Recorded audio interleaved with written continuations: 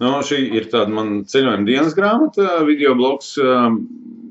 Man likās, ka būtu interesanti pēc tik ilgiem gadiem Anglijā mazliet padalīties ar saviem iespējiem, jo Anglija ir Eiropas varbūt priekšgalā tieši tādos sāpīgos jautājumos, integrācijas jautājumos.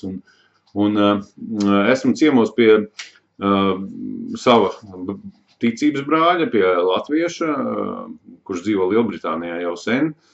Un mēs pa ceļam no lidostas pie viņa mājās aprunājamies par daudzām lietām. Un kā es sapratu, tad šobrīd lielākā problēma Lielbritānijā daudziem cilvēkiem, kuri cenšas ievērot reliģiskās tradīcijas, ir segregācija. Ja?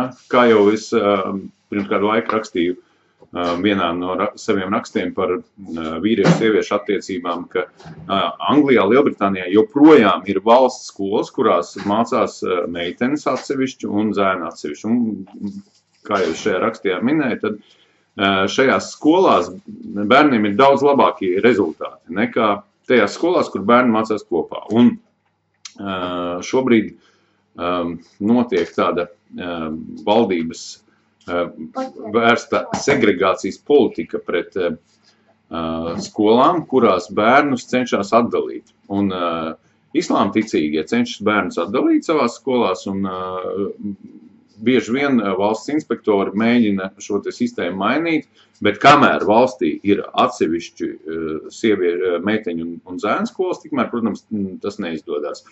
Joprojām Anglijā, piemēram, nedrīkst neko sliktu teikt par daudziem.